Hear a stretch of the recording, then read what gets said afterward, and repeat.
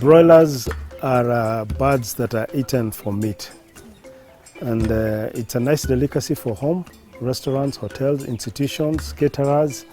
The market is there and it is wide.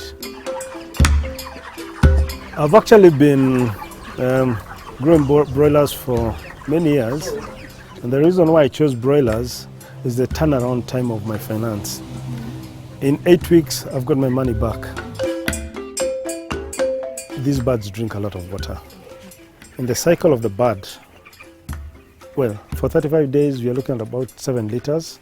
42 days, you're looking at about 8 liters per bird. So you must have enough water in the farm, and not just water, clean water. We sell in cages. The reason why we sell in cages is because it's a contract growing, where people are contracted by various companies, and you can grow birds for companies, and ultimately you are guaranteed of that market. There is another market which we call Sokohuru, free market. You grow birds to any weight that you desire, and you go out there and look for someone who will buy your birds, and that's what I do. Raising broilers is not easy, it is not hard. You only have to be focused. You need to identify your market, but over and above that, it is a good source of income.